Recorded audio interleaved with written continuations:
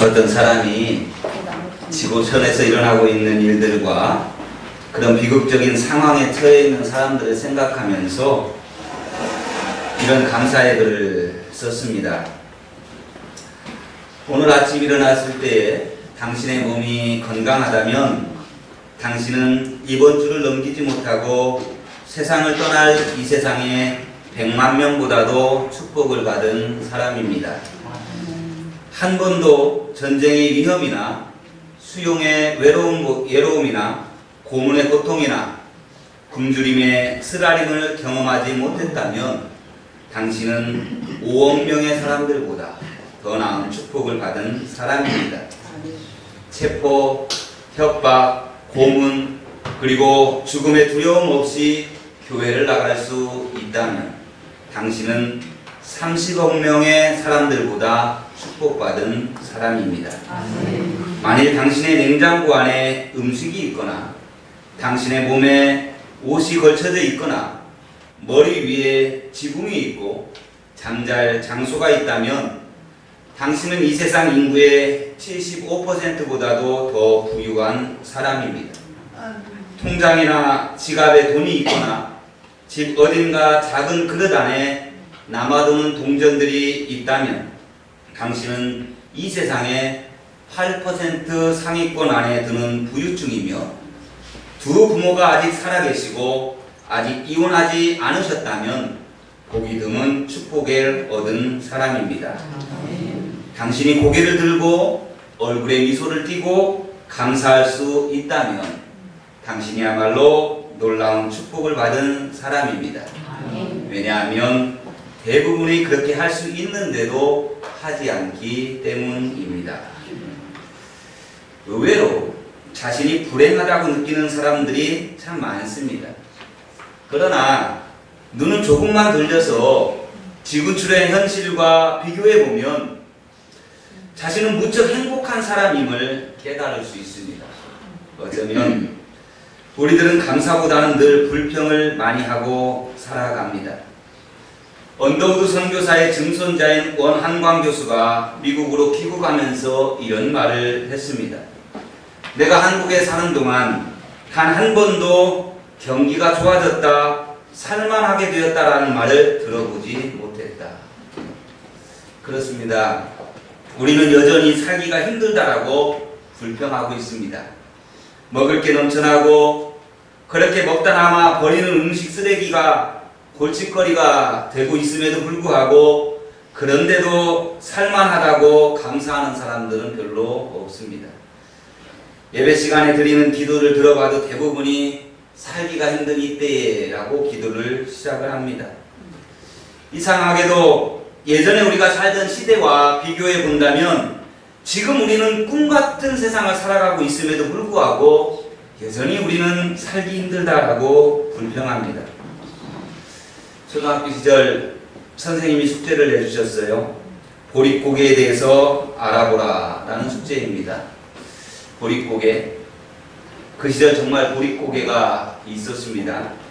신문에도 종종 보릿고개 때문에 굶어 죽는 이들의 소식이 실리곤 했습니다. 산에서 나무 껍질을 벗겨먹고 풀뿌리 태워 먹었던 이야기들, 심지어 버섯을 잘못 먹어서 죽은 사람의 기사가 실리기도 하고 쓰레기통에 버려진 보고알을 끓여서 먹어서 죽은 사람의 이야기도 실렸습니다. 늘 신문에는 이러한 기사들이 가득했었지요. 그 보릿고개가 과연 언제 사라졌습니까? 그리 오래되지 않았습니다. 저 학교 다닐 때까지 쌀이 부족하다고 잡곡 도시락 검사를 매일매일 했습니다. 쌀밥만 싸우면 안 된다라는 거죠. 쥐가 우리의 양식을 축내며 병을 옮긴다고 해서 쥐잡기 운동을 했죠. 그래서 학교에서는 쥐를 잡아 꼬리를 잘라오면 상을 주기도 했습니다. 지금 우리 청소년들, 청년들이 이런 이야기를 들으면 코미디거리입니다. 무슨 그런 시절이 있었다고 라고 생각할 것입니다. 그럼에도 그 당시에는 참 진지한 과제였습니다. 그래서 쥐 한 마리라도 더 많이 잡아서 꼬리 자르려고 노력했던 그러한 시절이 있었습니다. 그 시절에 비하면 정말이지 우리는 지금 잘 살고 있습니다. 정말 꿈같은 세상을 살아가고 있습니다. 이전에 비교하면 말할 수 없이 풍요로워졌습니다. 그럼에도 우린 여전히 감사할 줄 모릅니다. 탈무드에 이런 격언이 있습니다. 세상에서 가장 사랑받는 사람은 모든 사람을 칭찬하는 사람이요, 가장 행복한 사람은 감사하는 사람이다. 가끔 인생을 물 흐르듯이 그렇게 부드럽게 살아가는 사람들을 봅니다. 여기에 가도 부드럽고 저기에 가도 부드러워서 사람들이 다 좋아합니다. 가정생활, 직장생활, 교회생활, 모든 생활이 부드럽고 원만하게 살아가는 사람이 있습니다.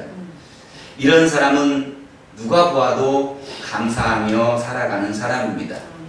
사람에게 감사하고 하나님께 감사하고 힘든 환경 속에서도 감사하면서 살면 부딪힐 수 있는 문제거리들도 사라지게 됩니다. 혹 부딪히는 일이 있더라도 그것마저도 부드럽게 넘어갑니다. 그래서 마음에 행복을 누리며 살아갑니다. 행복하니까 감사하는 것이 아니지요. 감사하니까 행복이 찾아오는 것입니다. 우리나라의 대표 명절이라고 하면 설날과 가을날에 있는 추석이라고 말할 수 있습니다. 이스라엘의 대표적인 명절은 세 가지 명절이 있습니다. 첫 번째 명절은 어린 양 예수님께서 죽으심으로 구원해 주심을 감사하는 유월절. 이 유월절은 십자가를 상징합니다. 두 번째 절기는 한 해의 첫 수확을 감사하는 오늘 맥추절. 이 맥추절은 부활을 상징합니다.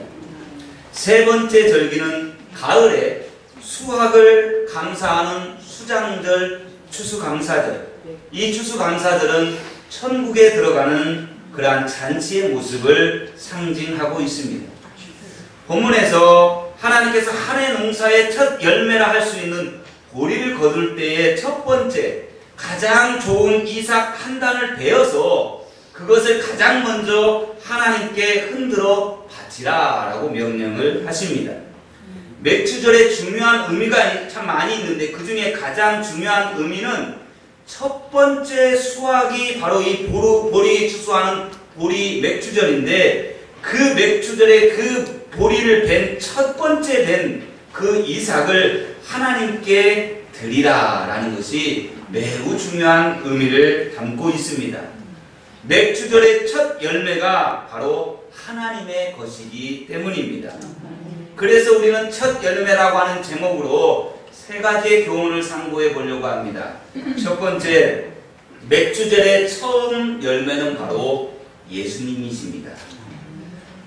고린도전서 15장 20절 말씀을 보면 그러나 이제 그리스도께서 죽은 자 가운데서 다시 살아나사 잠자는 자들의 첫 열매가 되셨도다 라고 말씀하셨습니다. 예수님께서 부활하신 날은 안식 후 첫날입니다. 오늘 우리가 말하는 주일입니다.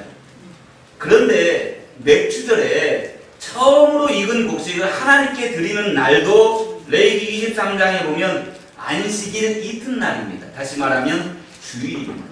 주일날 하나님 앞에 드리라 라는 겁니다. 그러므로 맥추절에 하나님께 드린 첫 번째 그 한 단, 그것이 바로 예수님을 상징하는 겁니다.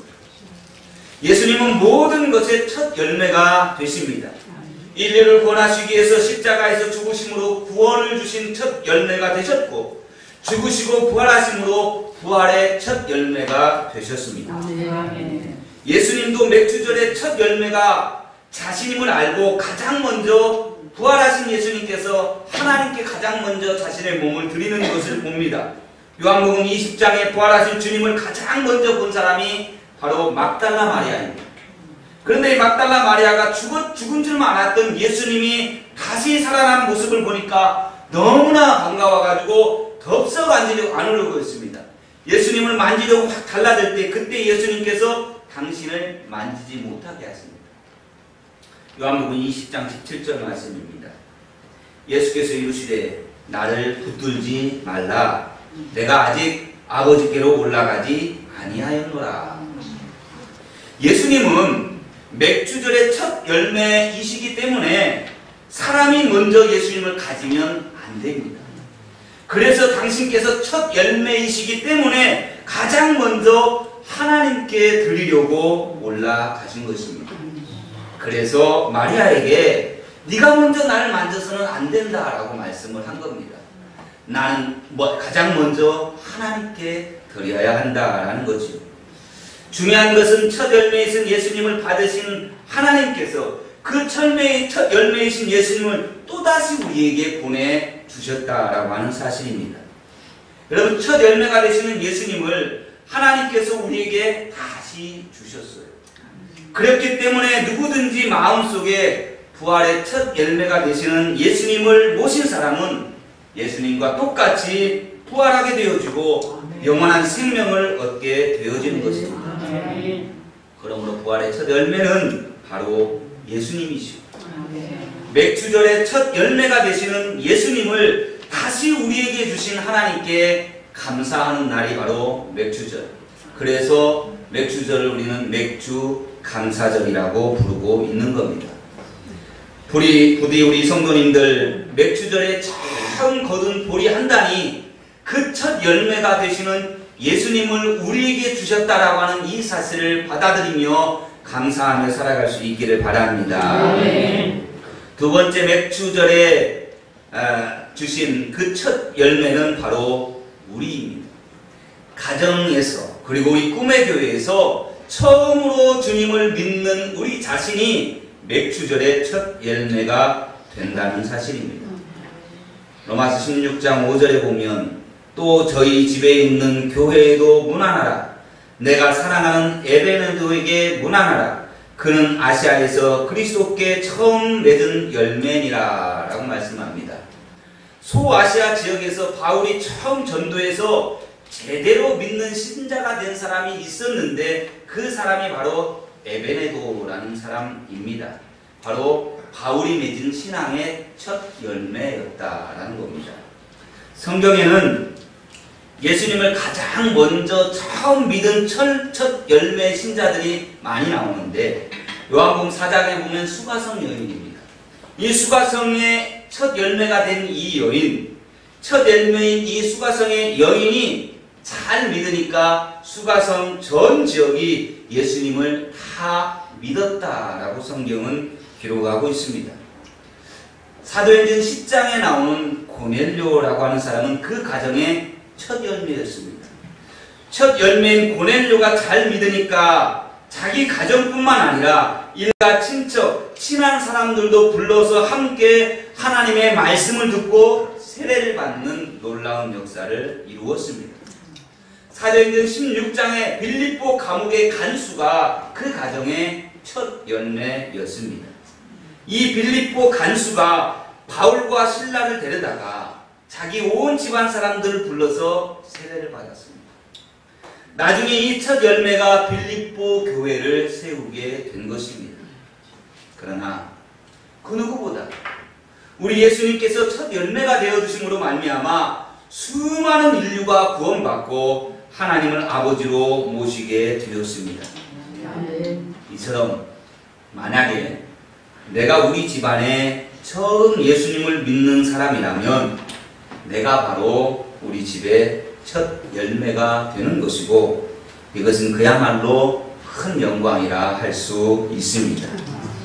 더 중요한 것은 우리 꿈의 교회에서의 첫 열매는 바로 저와 여러분이라는 사실입니다. 아멘. 여러분이 지금까지 수년 아니 수십 년을 신앙생활 하셨다고 해도 꿈의 교회를 개척하고 그 개척한 개척 멤버입니다. 꿈의 교회에서의 여러분의 신앙생활은 꿈의 교회의 역사가 되어집니다. 우리의 신앙생활은 꿈의 교회의 첫 열매입니다. 그러므로 우리는 우리 꿈의 교회의 첫 열매인 것을 자랑스럽고 또 영광스럽게 여기면서 전적으로 나를 드리는 헌신의 삶을 살아야 될 줄로 믿습니다. 여러분의 그 헌신이 꿈의 교회의 역사를 이루고 후에 신앙을 결단하고 우리 교회에 등록하고 있는 성도들의 신앙생활을 결정지은다라는 사실을 알아야 합니다.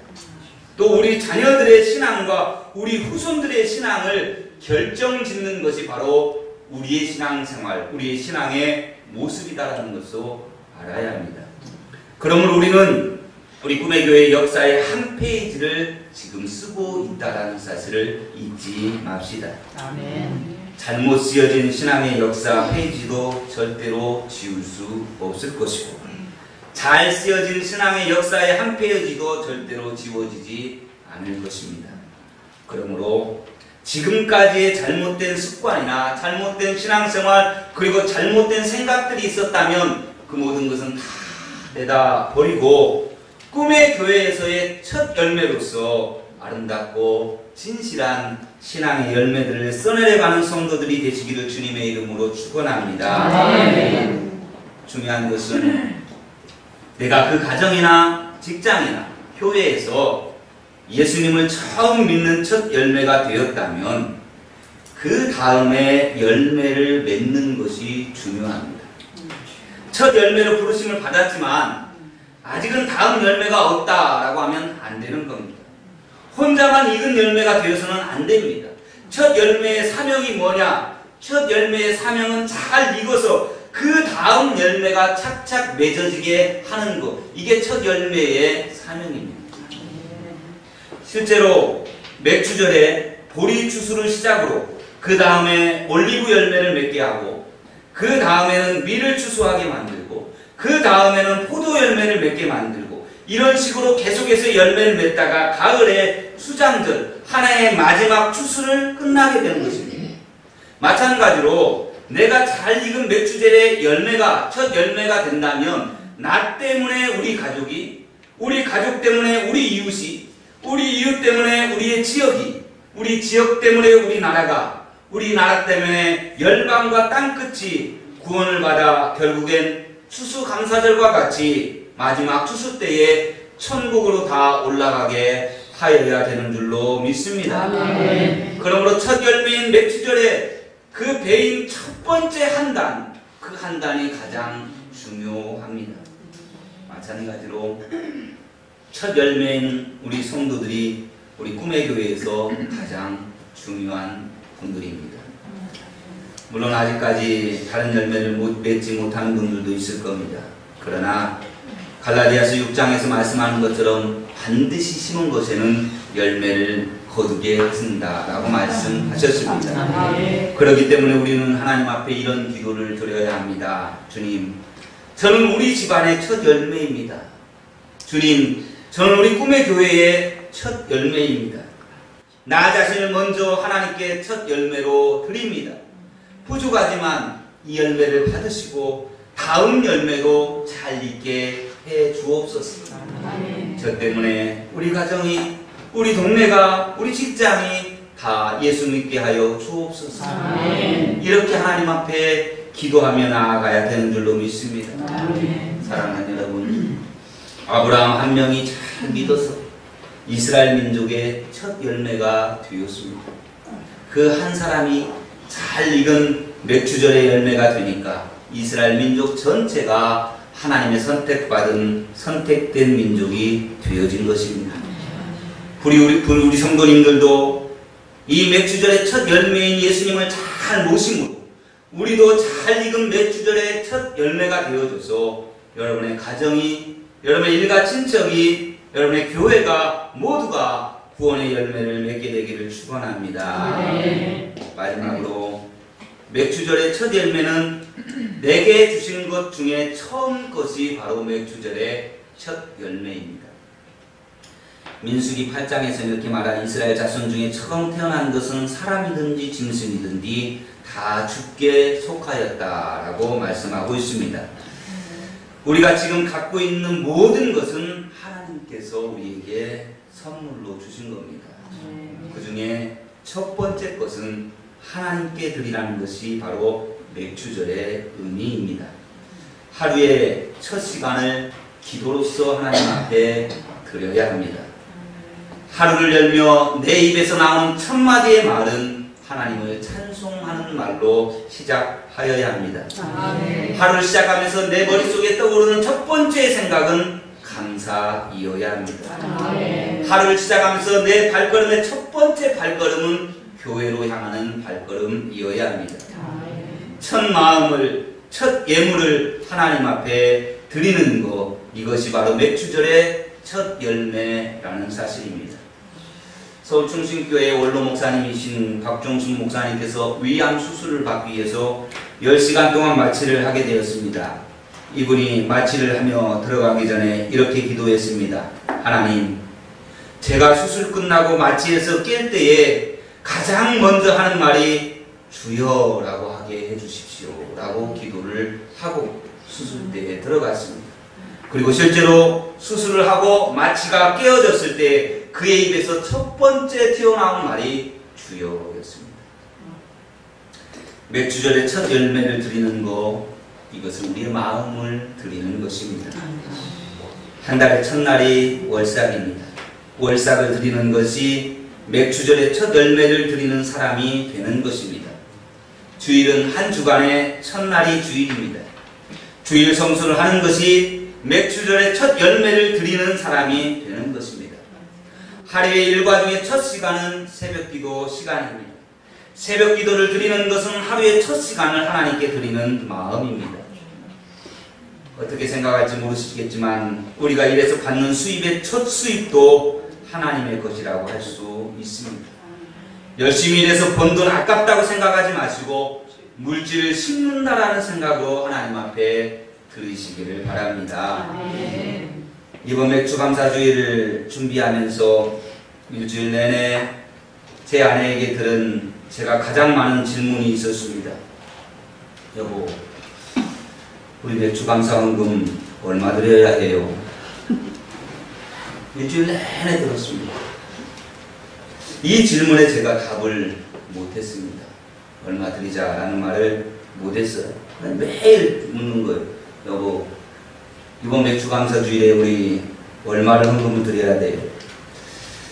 제가 이 말에 결정을 못한 이유가 있습니다. 며칠 전 동문 모임에 나가서 후배 목사님이 절기 헌금에 대해서 이야기를 하는데 그 말을 듣고 더 큰 고민에 빠졌기 때문입니다. 이 후배 목사님이 말씀하시기를 본인은 절기 헌금마다 교회에서 받는 사례비 전액을 하나님 앞에 드린다라고 말을 합니다. 그 말을 들으면 참 믿음 좋은 목사님이라고 생각을 했습니다. 그러나 막상 내가 그렇게 하려고 하니 용기가 나지 않았습니다.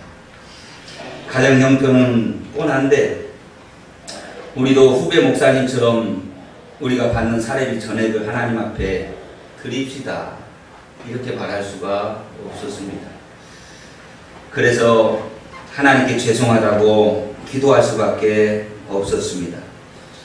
그런데 설교를 준비하다가 한 개척교회 목사님의 글을 읽게 되어졌습니다. 제목이 작정 맥주 감사 헌금이었습니다. 이 글을 읽으면서 마음속으로 참 많이 울었습니다. 잠시 소개하겠습니다. 지난 7월 첫 번째 주일은 맥주 감사 주일이었다. 그러나 맥주 감사 주일을 하루 앞둔 토요일까지도 나의 지갑은 텅 비어 있었다. 개척교회를 하는 목사들에게는 자주 있는 일이다. 감사를 드리고 싶지만 감사 헌금이 없다는 사실이 목사로서의 마음을 참으로 우울하게 했다. 그렇다고 해서 감사 헌금을 안 할 수는 없고 그래서 고민을 하다가 작정 감사 헌금을 먼저 드린 후에 나중에 돈이 들어오는 대로 바치기로 했다. 맥주 감사주일 예배 시간에 작정 감사 헌금을 드려야 하는 마음은 그리 편하지 않았지만 하나님의 은혜를 생각할 때에 감사의 제목들은 너무나 많았다. 다음 주일 예배 시간에 빈 봉투에 작정 감사 헌금 10만 원이라고 쓰고 무거운 마음으로 작정 감사 헌금을 드렸다. 참 부끄럽기도 하고 서글프기도 하다. 그 다음 주일 오후 예배 시간이었다. 같은 동네에서 목회를 하고 계시는 선배 목사님 한 분이 예배에 참석하셨다. 예배가 끝난 후에 이런저런 이야기를 나누다가 목사님이 갑자기 주머니에서 봉투 하나를 꺼내더니 나에게 건네주신다. 본인이 섬기는 교회에서는 이번 맥주 감사 헌금 전액을 불우이웃을 돕는 데 사용하기로 결정을 하고 대상자 5명을 선발을 했는데 그들 중에 한 사람이 나라는 것이었다. 자존심을 앞세워 거절하기에는 지금의 형편이 너무 어려웠기에 고개 숙여 감사하는 마음으로 받아들었다. 목사님이 돌아가신 후에 봉투 안의 금액을 확인해 보니 놀랍게도 내가 작정 감사 헌금을 드린 금액의 5배가 들어 있었다. 나는 뒤도 돌아보지 않고 선배 목사님께 받은 금액 전부를 하나님 앞에 드렸다. 이제야 내가 해야 할 것을 한 것처럼 마음이 편하다. 우리 가운데 이 목사님과 같은 마음을 가지신 분들이 있을 겁니다. 하나님의 은혜를 생각하면 모든 것을 드려도 아깝지 않으려나. 정작 드리고 싶어도 빠듯한 형편에 넉넉히 드리지 못하는 안타까운 마음으로 감사의 물을 드리신 분들도 있을 것입니다. 분명 한 달 한 달 쪼개고 또 쪼개도 생활비조차도 없어서 늘 마이너스 살림을 해야 하는데 맥주 감사 헌금을 드림으로 더욱 쪼들린 살림을 해야 할 것은 뻔한 것이다. 그럼에도 불구하고 믿음을 가지고 하나님께 감사함으로 예물을 드리신 분들이 계실 것입니다. 하나님은 우리의 중심을 보시는 분이십니다. 그분은 풍족할 때 드리는 성도의 감사 헌금보다 어려움 중에 드리는 과부의 투랩돈을, 성도의 눈물의 감사를 더욱 귀하게 여기시는 분이신 줄로 믿습니다. 원종수 권사님이라는 분의 간증을 들은 적이 있습니다. 이분이 학생 시절에 열심히 하나님을 믿고 공부해서 서울대 의대에 들어갔습니다. 서울대 병원에서 인턴으로 일하고 첫 달에 월급이 나왔습니다. 기쁜 마음으로 우리 고생하신 어머니 고기 사드린다라고 달려왔더니 어머니께서 그 돈을 받아들고는 이게 우리 아들이 일해서 버는 첫 번째 연매고로구나. 그러면서 다음날 상의도 없이 새벽기도 가셔서 재단에 바치고 오셨답니다. 얼마 후에 그가 의사고시에 합격을 했는데 이번에 수석으로 최종 합격을 했답니다. 그래서 1등 장학금이 꽤 많이 나왔습니다. 또 어머니를 그것을 가져다가 드렸더니 우리 아들이 시험 봐서 받은 상금 첫 번째 열매로구나 하시더니 하나님의 것을 오래 갖고 있으면 시험 든다 라고 하시면서 다음날 새벽 기도에 곧바로 바치더라는 것입니다. 어머니의 이 첫 열매를 귀하게 여기는 신앙생활을 본받아서 이 원종수 권사님은 항상 삶의 자리에 첫 번째는 하나님의 것이다 라고 생각으로 하나님을 섬겼더니 말로 할 수 없는 큰 축복을 하나님이 주셨다라고 하는 간증의 내용이었습니다. 물론 이러한 것이 우리의 삶에 동일하게 일어나지는 않을 수 있습니다. 그러나 우리의 삶 속에서도 이 권사님의 간증과 같은 간증을 할 수 있는 날이 속히 오기를 간절히 소망합니다. 아멘. 우리 성도님들은 맥주 감사주일은 바로 첫 열매가 되시는 예수님의 십자가 구원을 감사하는 날이고 우리 자신을 첫 열매로 드리는 날이고 내 소유물 중에 첫째 것을 드리는 날임을 기억하시고 무엇이든지 첫 열매를 드리는 마음으로 항상 하나님을 섬기고 사랑하시기를 주님의 이름으로 축원합니다. 아멘.